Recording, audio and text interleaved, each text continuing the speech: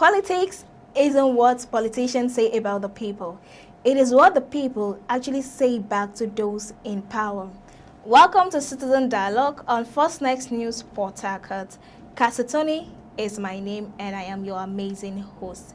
This show is a show where we'll talk about politics and trending issues in the society. But before we dive in, I want us to take a look at the video. Don't bother about people who say, sack me. It doesn't lie in their mouth. If my appointer believes that I cannot offer anything again, he has a right. It's not that you should tell him. But I'm very proud that all the people are proud, that the people are proud. And we can tell Nigerians we have not disappointed them as far as it is concerned.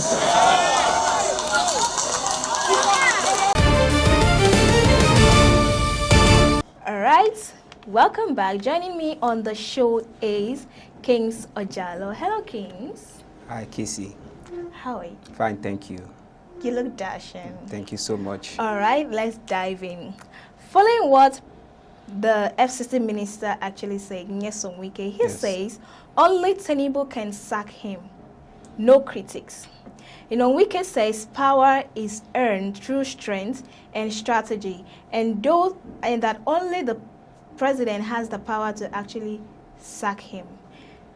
What does Wike's statement say about the balance of power between president and state governors in Nigeria?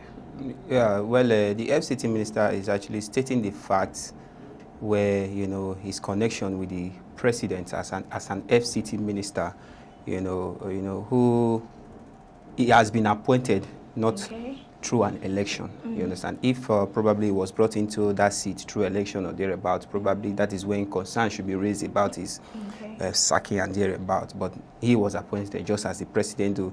Now, according to section 299 of the Constitution, it is appointed for the president to. It is for the president to appoint an individual, probably a politician or any prominent person, to take on the position of an FCT minister. So he is in his statement, he is in his right, yes. No matter the critics and thereabout, no matter, yes, we know about his criticisms by people and also his first movement, yes, where allegedly he has been going about trying to win the mind of people in the I think, renewed hope or thereabout. Yes, we could recall whereby we also went for an outing on concerning one of his renewed hope agenda for the president in the upcoming election coming 2027 and thereabout. So a lot of high figures and high-profile personnel have seen this as a misconduct of law. Think he's breaking protocols.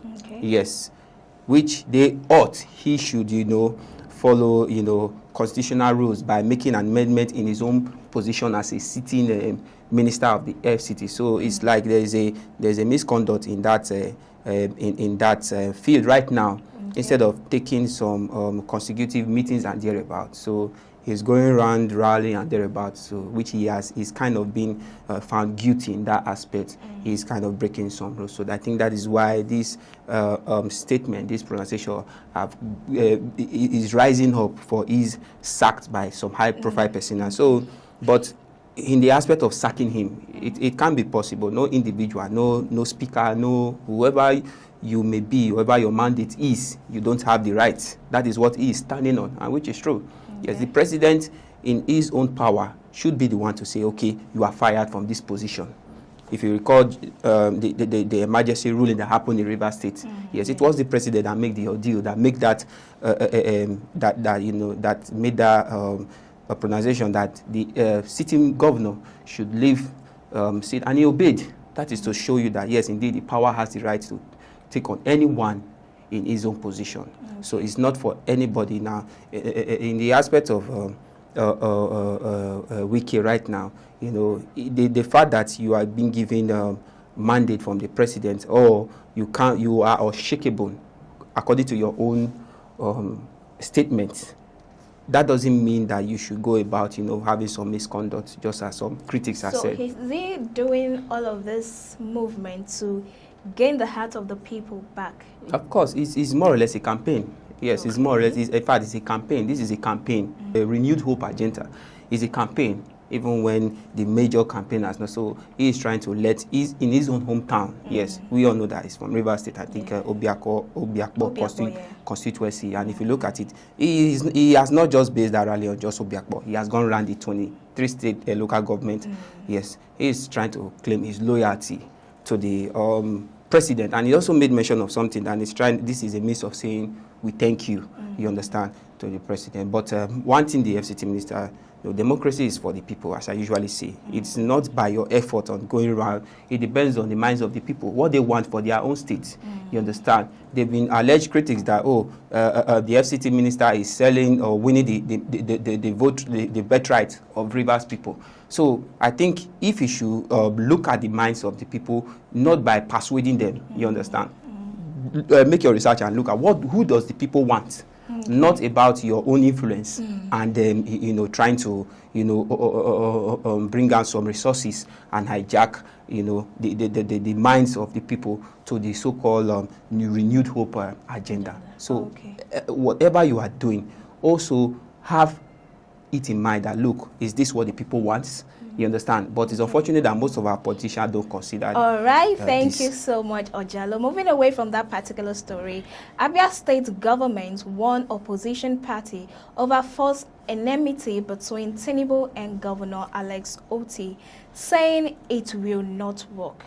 With the allegations that these three former APC governors are plotting to unseat Governor Oti and weaken the Labour Party ahead of 2027 election. How serious is this threat in political terms? How serious is it?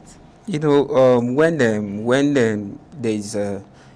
is an individual trying to cause, should I use the word havoc, or because I refuse to align with your demands, definitely, it definitely will bring out issues that will arise or try to spoil the name or the personality of an individual, most especially the sitting governor.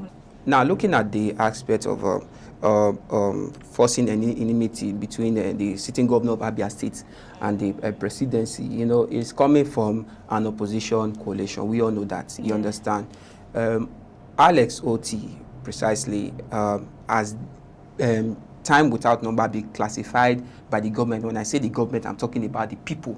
Look, that his mandate has really enriched the state in so many ways. You understand? Yes, he's still on power and he's still carrying on his good ambition. Now, I think this statement was really released by the special advisor to the governor, that is the life of Reverend Christian in that state, trying to notify those who are in the opposition, trying to unseat the governor because he hasn't aligned with them in some consecutive matters, most especially leaving his own political party, and the campaign just as other governors has been doing. Has not gotten to that. It shouldn't be the reason why. We all know Governor Oti and the federal government, that is the president himself, have been in good terms. You understand? We could recall one of the, I think last year, August last year, when the president was invited by the same governor to make 1 or 2 commissions of some projects. So I don't see reason why, because of your own alignment with the city governor, you try to tarnish his image and trying to bring on some negative reputation that may spoil his administration. Now, in terms of unseating him, it shouldn't be because he is not in the same political party. It should be probably in some faults. What do I mean by some faults? Faults that probably he has not taken his administration so well and thereabout. It's enough of this. Politics is not about. Politics is about being in separate platform, but working hand in hand for the betterment of the country, not a must to be in the same platform. All right, thank you so much. So if the opposition is focusing their attack on the government's renewed hope agenda rather than offering variable facts or alternative policies, What, from your view as an analyst, what does this say about the quality of political opposition and its ability to hold the government accountable in a democracy? Yes, you've said it all. Now, in that regards, you understand, our politicians, or in this current administration, should know that, look, there is no room for one party system, and secondly, we should put away with trying to downgrade, oppositions who probably are not in the ruling section. Let me put it that way. You understand? We all are one Nigeria, despite our political differences. We should work with one mind, and first of all, we should think of the people first. You understand? Yeah. Political parties are just platforms. Okay. You understand? And it shouldn't look as if you don't belong to my party. We are not. You understand? We're enemies. Exactly, we are enemies. If Alex Oti is in the Labour, the president is in the PDP, and probably, yes, I know for the fact that even in Abia State, there are so many people who are interested in the seat being part of the All Progressive Congress, which is the ruling party. That doesn't try to make you orchestrate, critics that will tarnish the image. Yes, when it's time for election, we should all that is go in for our campaign and show the people your interest. Provide them about data of your legacies that will enable them, put you in power, rather than you trying to claim rights. Because nobody have the power over the majority. I don't know if you understand. Yeah. So it's about working in hand, working with one mind, rather than trying to, tarnish one's reputation, all because he's not in the same platform. We'll take a short break now. When we return, we'll look at the statement Peter Obi actually made, saying 141 million Nigerians poor while politicians jostle for power. So stay tuned. Welcome back to the show. 141 million Nigerians poor while politicians jostle for power. So, Kings, what do you have to say about this? Okay, looking at the World Bank record, let me start from that. It's an unfortunate record, which I think it has been mandated. It was stated 2019, whereby analysis shows that 18 million Nigerians, suffers in poverty, and approximately currently 2025 statistics has listed 139 million. That is, it has come to an increase in that aspect. Now, first of all, let me really point out the mandator of this topic, and that is we're talking about the life of Peter Obi. Okay. First of all, I think this is a rally.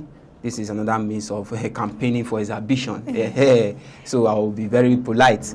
Yes, and when you refer to politicians jointly for power, you should also know that he's in that field. He's involved. So you shouldn't try to point hands. Well, he's trying to make a change. In what way? Okay, you say he's trying to make a change. In what way? Since his defection to the ADC proud to now. Yes, I know it's recently, but so far so good. What has been his contributions? When I mean what has been his contribution is, when you are trying to campaign, it shouldn't just go. It shouldn't just by going about taking microphone and speaking and giving promises. It's all about actions, even before you are elected, even before the election commences. But he's been doing a lot of things behind the scene. In what way, if I may ask? Okay, I can in Anambra State currently.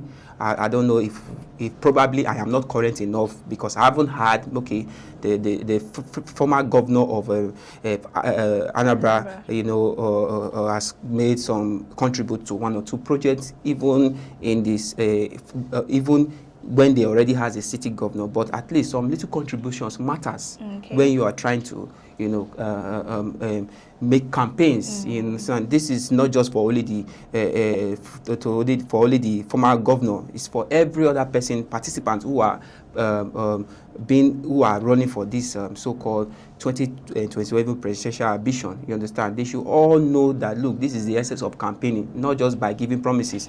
Now, when he says Nigeria are suffering and politicians are jointly for power thereabout, has this hunger for power, this is a true fact, because if you look at it, I think campaign should start August or thereabout. Yes, August this year, but if you look at the campaign has even commenced since last year. Yeah. You understand? And neglecting their major the major reason why they were brought into power. You understand? Okay, example, look at the FCT minister.